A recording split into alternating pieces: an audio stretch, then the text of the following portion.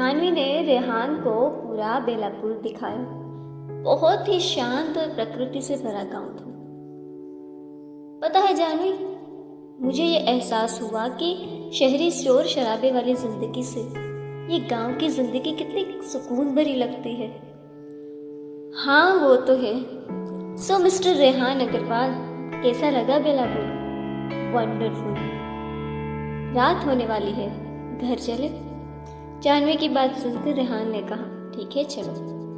रात को जाह्नवी फ्रेश होने बाथरूम में गई। उसने शावर लिया और कपड़े पहनकर बाहर आई और आईने के सामने खड़ी होकर अपने बाल सुखाने लगी। उतने में ही लाइट चली गई। ओहो, इस लाइट को भी अभी जाना था, कहते हुए जाह्नवी ने मोबाइल ढूंढा और फ्लैश लाइट ऑन की। उसकी नजर आईने पर पड़ी तो वो जोर से चिल्लाई, जिससे रेहान दौड़कर जाह्नवी के पास आया। क्या हुआ जाह्नवी? रेहान, रेहान सामने देखो। जब रेहान ने देखा तो वो भी हैरान रह गया। आईने में खून से लिखा था, चले जाओ यहाँ से वरना मारे जाओ। उतने में सामने जंगल से किसी मर्द के चीखने की आवाज आई। रेहान और जाह्नवी उस तरफ भागे। आसपास देखा तो कोई नहीं था। रेहान, कौन हो सकता है? किसकी चीख थी? पता नहीं जाह्नवी, घर चलो, यहाँ रुकना ठीक नहीं है। दोनों घर वापस आए। कुछ देर बाद लाइट आ गई। पूरी रात दोनों इसी सोच में गुजारे कि आईने में किसने लिखा और चीख किसकी थी। सुबह के करीब 8 बजे थे। रेहान के मोबाइल की घंटी ने दोनों की नींद तोड़ी। रेहान ने देखा कि राहुल का फोन था। क्या? इतना कहकर रेहान हंसने लगा और फोन काट दिया। उसे ऐसे देख जाह्नवी ने कहा, क्या हुआ रेहान?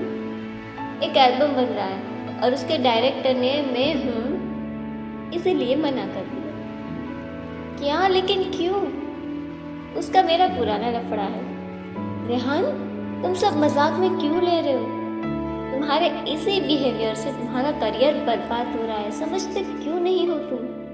क्या समझो जाह्नवी, ऐसे लोगों को मैं अच्छे से जानता हूँ। इन्हें आर्टिस्ट की कोई कद्र नहीं, इसे बस अपने काम से मतलब है। क्या हुआ बेटा?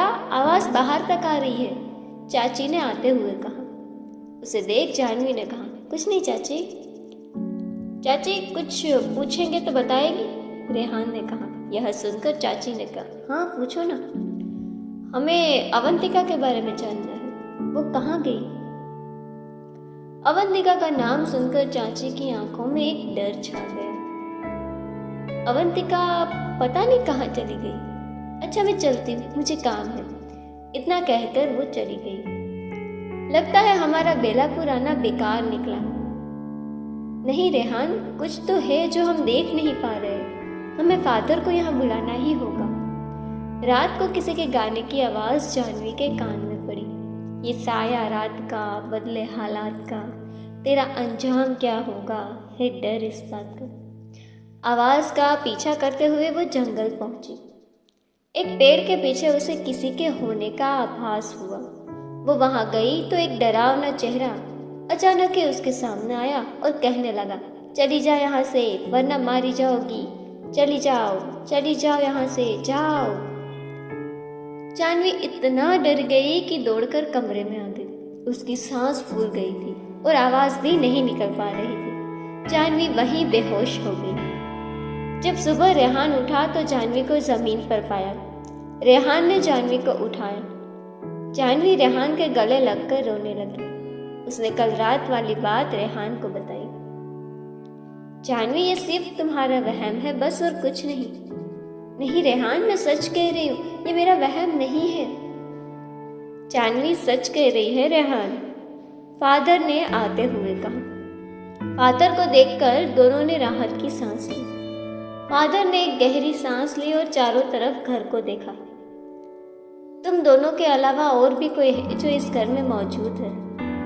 ये क्या कह रहे हैं आप? अवंतिका? नहीं, कोई और है।